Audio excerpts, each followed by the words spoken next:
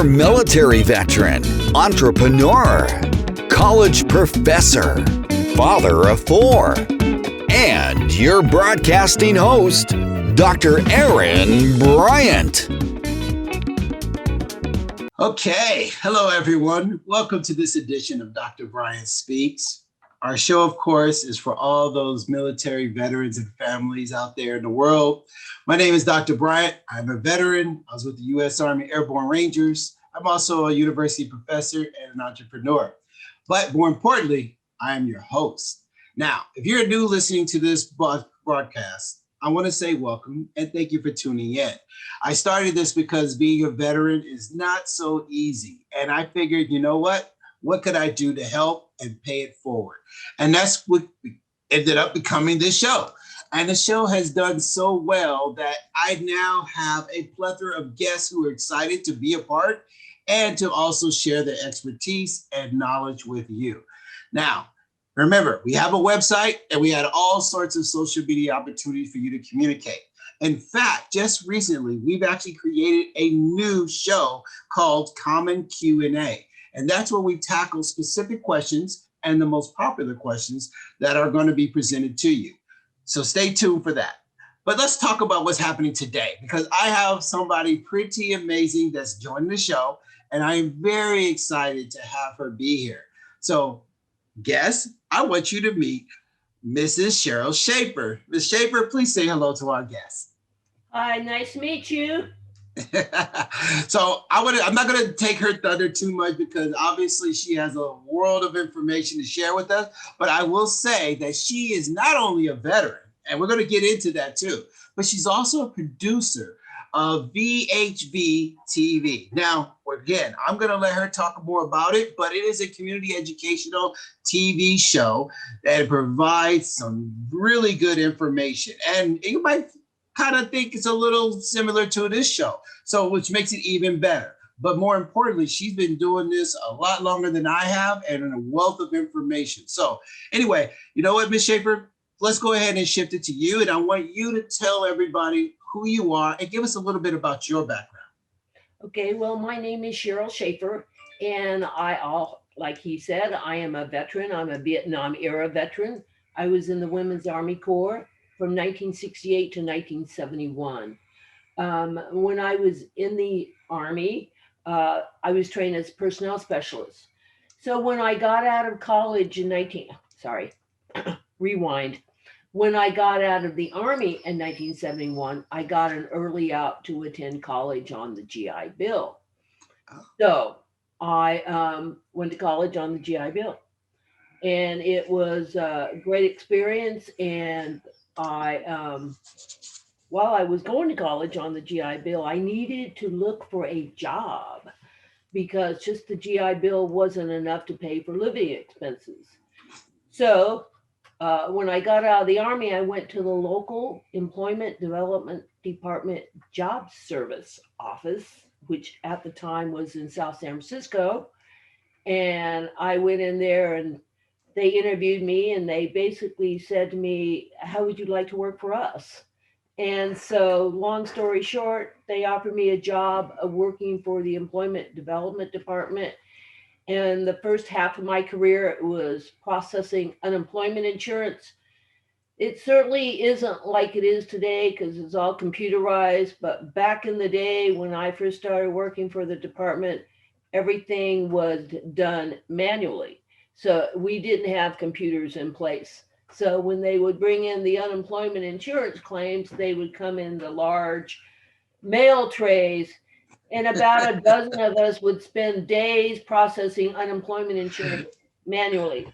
So I'll just say things have really changed from back in the day. So I had this great opportunity to work part-time for the EDD while I was going to college on the GI Bill. But in actuality, working for the EDD was not my first choice.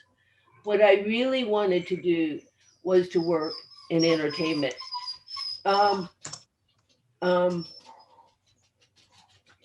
My dog is sorry, he's a distraction, so I hope you can edit this part out. My neighbors have dogs next door, and he wants me to let him go over there, but they're doing some yard work over there. So he's being a distraction. So I apologize. Um, um, so I was working for the EDD part-time while I was going to Skyline College and ultimately San Francisco State as well. And I graduated from San Francisco State, went to graduate school there, and relocated down to Los Angeles area for a while because I wanted to work in the entertainment industry. I've always been fascinated with working in the entertainment industry.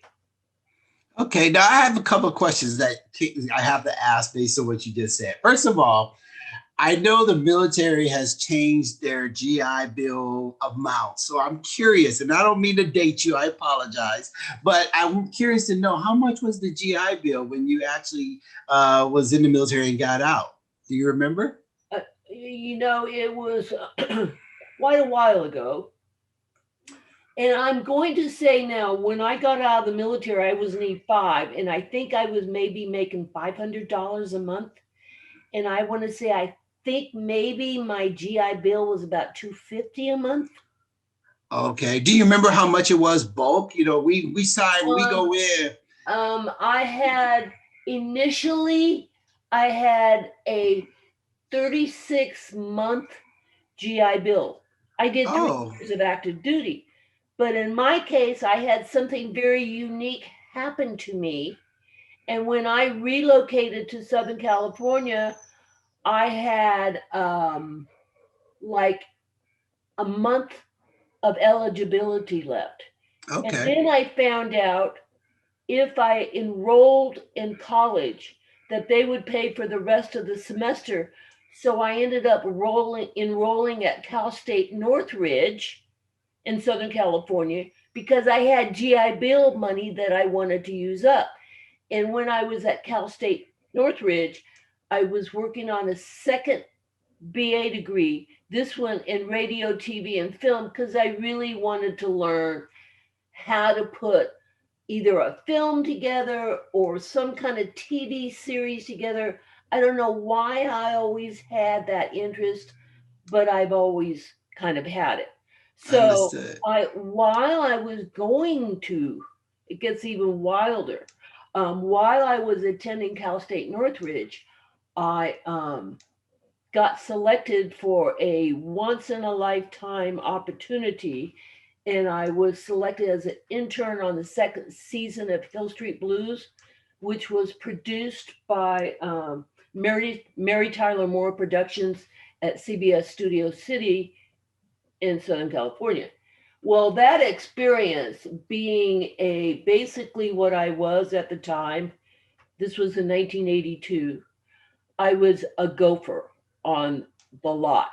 So they would send me from the production offices to deliver messages to the actors after they did their scenes. So I had the incredible opportunity to see, at the time, Hill Street Blues was the most innovative TV show being produced because it had multiple storylines, multiple character, multiple plots and subplots done in a way that had never been done on TV like that before. So it was in its own way very unique.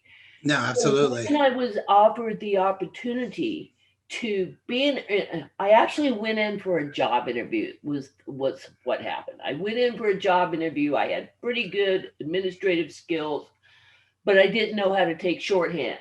And so the lady knew I was a veteran. She knew I was going to Cal State Northridge. And she said, I can't offer you the job because you don't take transcription, but how would you like to be an intern? I'd love to offer you the opportunity of being an intern. Are you kidding me? It was an amazing opportunity. So I had, for 3 months, the opportunity of going to classes, and 3 days a week, I'd run over to CBS Studios and run around the lot. And it was absolutely an incredible experience. And I got to see stuff that most people don't get to see. Okay, so it was wonderful. So once that was over, I became homeless. So once that became over, once that experience, I tried to get a permanent full-time job in Hollywood for one reason or the other. It didn't work out the way I had hoped. So I had to call up my parents that live up in the Bay Area and say, hey, I need to come back home. And I needed to do that. Sometimes you don't get what you want when you feel that you want it and need it. I wanted that job at Mary Tyler Moore Productions full time. I was not offered it. But Right. at the time, it broke my heart. But going back home to my parents' house and taking college classes at night to learn word processing and computer skills, because that's when it started entering the workforce. I had a degree. The degree was great, but I was not computer literate. So in actuality, it wasn't the ticket that you think a degree should be. So I realized that and got the additional training that I needed. So, and ultimately, because I did do that, I worked temporary jobs for years and ended up getting my job back with the EDD. I have been with a long time state employee up to that moment, and I had resigned from the state 3 times before I decided, okay, I'm not going to do better than that. In actuality, the job I had with the state was by far the best job I ever had. It was an incredible career. It offered me opportunities that I never expected, and it really was an incredible job to have because I was empowered to empower veterans. Absolutely, yeah. So just so my audience understands, EDD is a state agency. So it is a government agency. So I just wanted, some people in other states may not be familiar with the employment department. And so I just want to make sure they understand that. So one of the things, Cheryl, that you mentioned is that you come and gone from the state agency EDD. And then at some point, utilizing your background in the media, you wanted to do something in addition to just working for EDD. You actually created this in 1996. So let's go into that and help them understand how you were able to leverage your background in media or TV, and then be able to combine that with your state agency job as in the public sector with EDD. Well, I thought that was genius. thank you. I appreciate that. This is the story. When I was offered the LVER, which is Local Veterans Employment Representative position in San Mateo County, I think I was appointed that position in 1992. It was with the understanding that I had to find a way to get veterans to come into our office, that I had to come up with something. So the woman that offered me the job changed my life. Her name is Lucy Scarborough. And when she offered me the job, she said, well, you have to start a nonprofit called, and we did, called the Veterans Employment Committee, San Mateo County.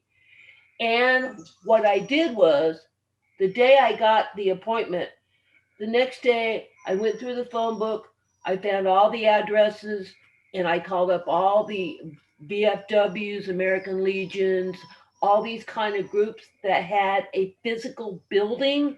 I'd call them up and I would say, I'm so-and-so, there's 3 vet reps here. We would like to come to your veteran groups meeting. We would like to tell you how we want to help veterans get jobs. That was the way we approached it. I sent a letter, and then we invited all the local commanders of the VFWs, the American Legions, the Vietnam Veterans of America, Disabled American Veterans. I'm trying to remember all of the groups, but all of the groups came to a meeting that we had at the EDD office in San Mateo. And when myself and my 2 DVOPs at the time, Disabled Veteran Outreach Program Specialists, so I was the lead vet rep and they were DBOPs. So we pitched the idea, and by the end of the meeting, the members of the group had donated $200. They literally, somebody took off their cap, they literally passed the hat around, and by the end of the meeting, we had a $200 to start our Veterans Employment Committee at San Mateo. Now, the reason why I'm going into that is everything that we do as far as VHV TV, it is through a 501c where we produce our program at when we're able to get to the media center in Palo Alto. The Palo Alto studio itself is a 501c. I hope you have been enjoying the show. Well, do not go anywhere just yet. We have a continuing episode with Dr. Bryant Speaks.